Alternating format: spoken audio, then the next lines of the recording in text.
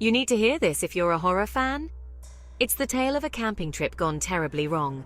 A group of friends, Anna, Mark, Lisa, and Jake, set off to prove their bravery by camping in the woods.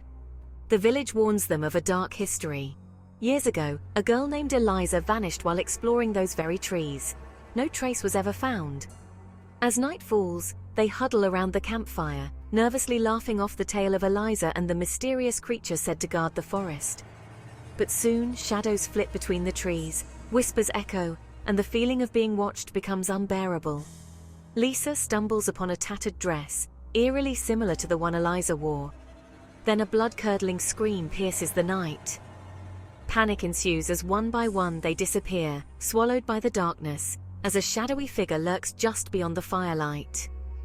Mark and Anna, the last ones standing, desperately search for their friends. The forest twists around them, leading them to a crumbling stone altar.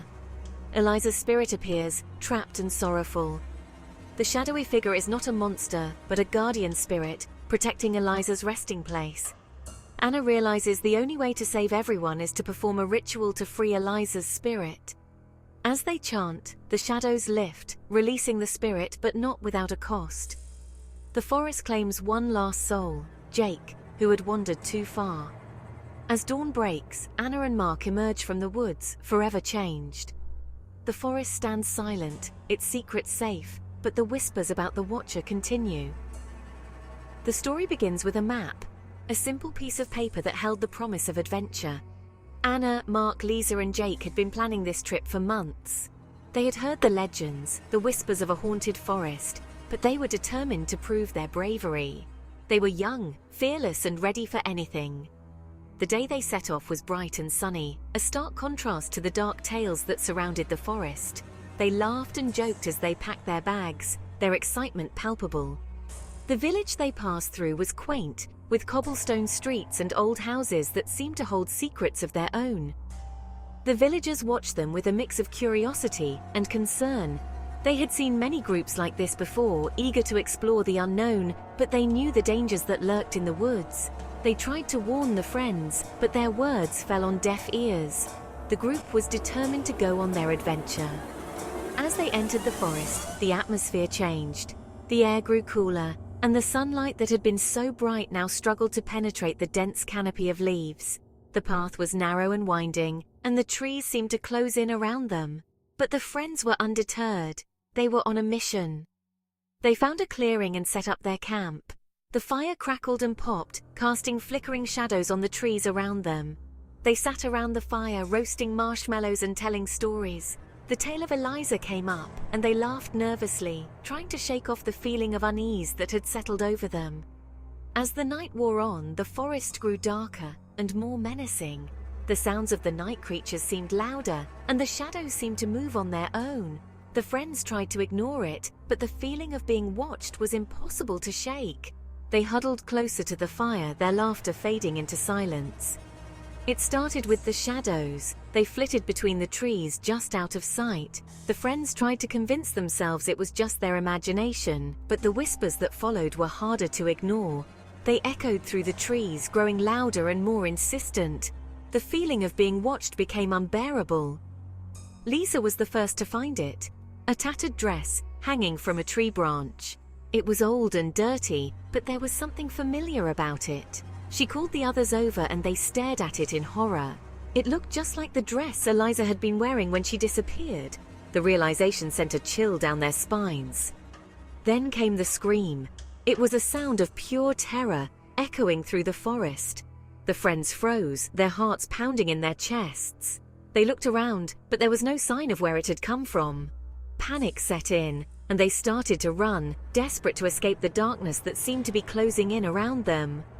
One by one, they disappeared. The darkness swallowed them up, leaving only Mark and Anna. They were the last ones standing, and they knew they had to find their friends.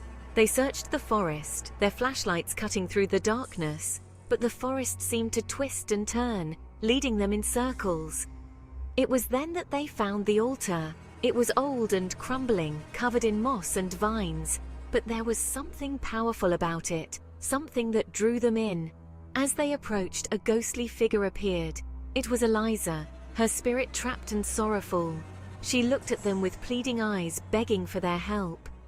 The shadowy figure that had been haunting them was not a monster, but a guardian spirit. It had been protecting Eliza's resting place, keeping her spirit safe. But now, it needed their help. Anna realized that the only way to save everyone was to perform a ritual to free Eliza's spirit. It was a daunting task, but they had no choice. They gathered around the altar and began to chant. The words were ancient and powerful, and as they spoke them, the shadows began to lift. The forest seemed to come alive, the trees swaying and the air crackling with energy.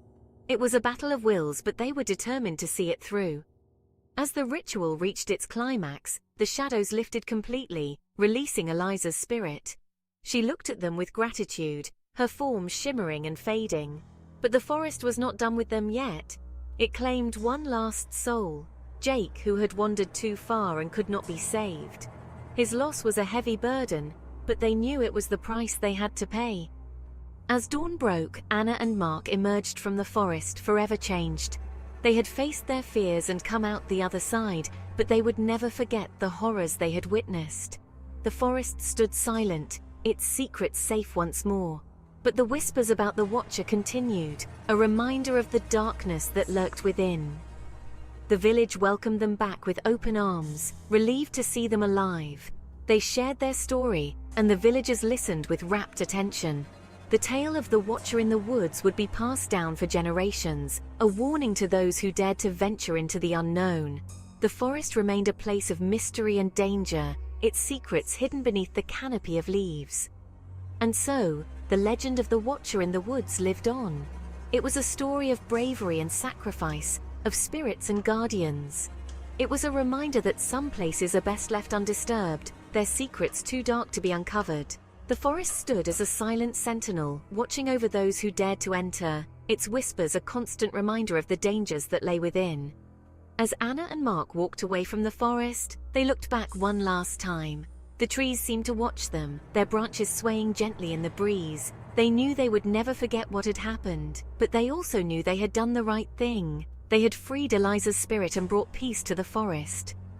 It was a night of terror they would never forget, but it was also a night of triumph. The Watcher in the woods remained a mystery, its true nature known only to those who had faced it. The forest stood silent, its secret safe, but the whispers continued. And so the legend lived on, a tale of terror and bravery, of spirits and guardians. It was a story that would be told for generations, a reminder of the darkness that lurked within the woods. The end.